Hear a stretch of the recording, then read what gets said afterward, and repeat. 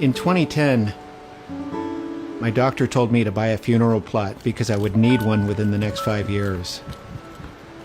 But I'm still here because a shelter dog saved my life. 5 years ago, they can't and often don't believe that it's me.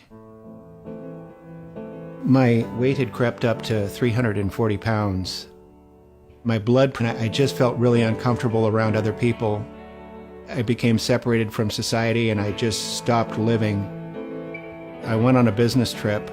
You know how small airplane seats are? I could barely squeeze into one and basically I'd spill over both sides. They had to delay the flight because they didn't have a seatbelt extension that would fit me. There was a gentleman next to me and he just looked in complete disgust and he looked at me and he goes, "I'm going to miss my connection because you're too fat." That really was my bottom point. That's the point that I really decided that, you know, I'm either going to die or I have to do something. I looked in the phone book and I found a nutritionist near me. One of the first things that she asked me to do was to go adopt a shelter dog. It would force me to go outside. It would force me to become more socially interactive. So I went to the local shelter. And I remember telling the lady I would like an obese middle-aged dog so that I would have something in common with him. And when I walked into the room, we both looked at each other with like a look of, really? I took him home that night. Neither of us knew what to expect. And over a period of time, we really formed an inseparable bond, and one that I'd never really experienced with another person or animal or anybody. We began walking for at least a half an hour a day, every day, and over the course of a year, just by changing what I ate and walking with Peety, I lost about 140 plus pounds. Everything about my life improved. I got off all meds. I no longer have type 2 diabetes.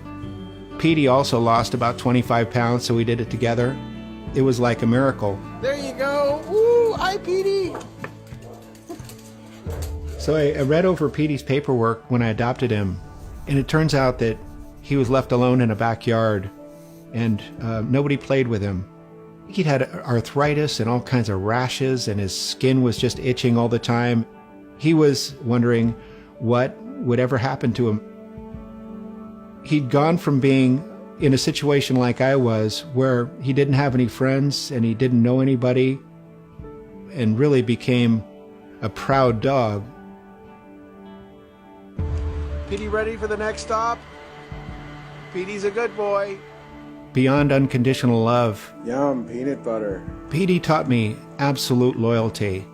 He looked at me in every sense as though I was the greatest person on the planet.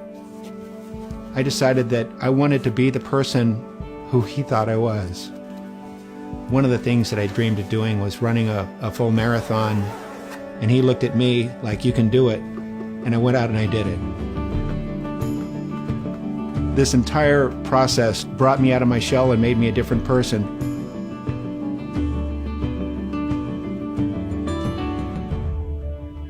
I knew that he was getting old and his time was coming.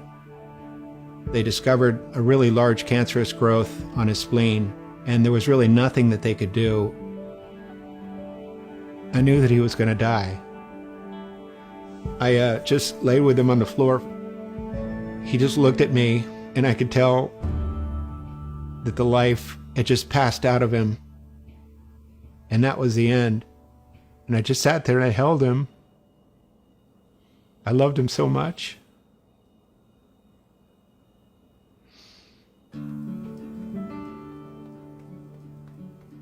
I just was so sad.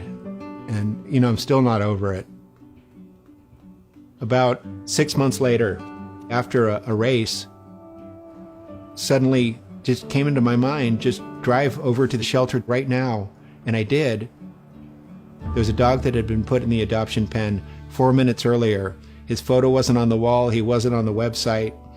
And I just looked at him, and he looked at me, and he went, it was like, "Dude, let's get out of here."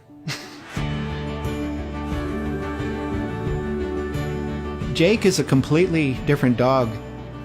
Jake loves to play, and we started training, and he now runs 10-mile distances with me, and we're going to do our first half marathon together. He's the best running buddy I could possibly have. So really, thanks to Peety, I wake up every day wanting to be the best person that I can possibly be. He completely transformed me into a different person. I think about it now, who rescued whom?